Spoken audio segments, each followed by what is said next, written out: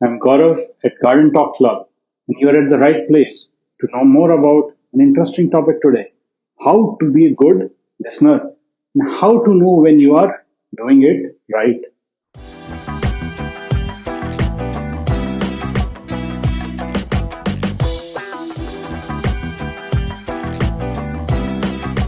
If you're new to this channel, I'm so glad you're here. My name is Gaurav, and I'm here to simplify interesting topics such as these. Let's get going. To be able to listen well, being a good listener means having empathy. But empathy is one of the most misunderstood listening skills. Empathy is what we feel when we are trying to understand the world from the perspective of another person. One of the common misconceptions about empathy is that you need to have lived through what the other person has experienced to understand them. Simply having the same experience as another person is not enough to understand them. Two people can face the same challenges or difficulties but respond in completely different ways. Your experiences are unique to you, and no one else can know how you feel, even if they have been wearing your shoes. The only way to understand how someone feels is to listen to them without assuming that they feel the same as you did in that situation. So let's think about empathy in a different way again. One, your unique perception of the world. Imagine that every baby born is holding a wooden frame that contains a pane of glass. Whenever they look at anything in the world, they do so through this glass. The glass is not completely clear when they receive it. It's slightly wrapped, discolored, and these are the marks of their genetics, biology. This means that everyone has a different piece of glass through which they see the world. And this glass becomes more marked as each of us moves through our lives.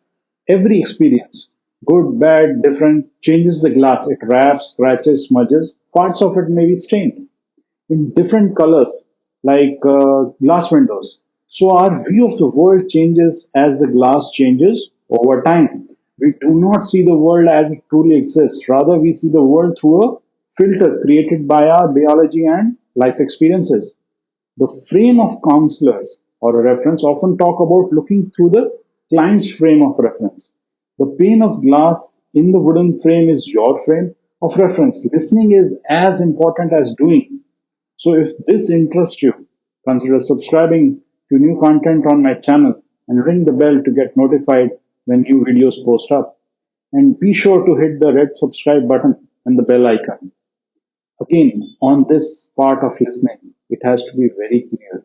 To be a good listener, you need to stand at the side of the speaker and try to look out at the world through their glass. Don't say, I'm sorry that your glass is crashed. That would be sympathy.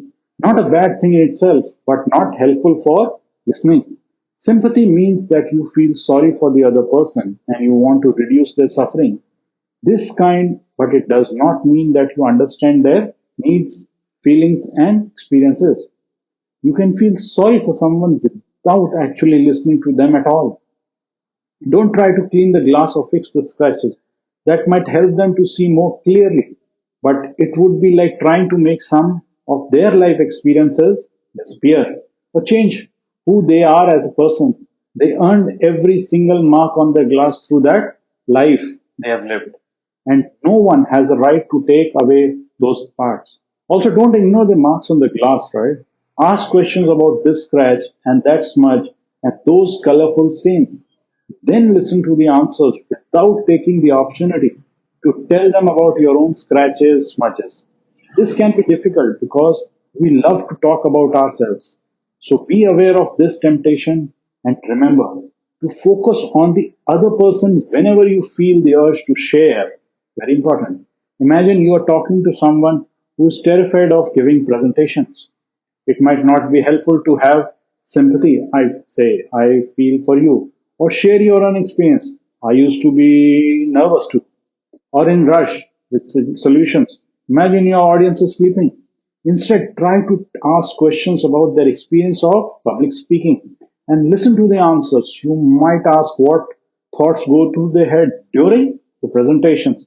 and where the thoughts and feelings first began.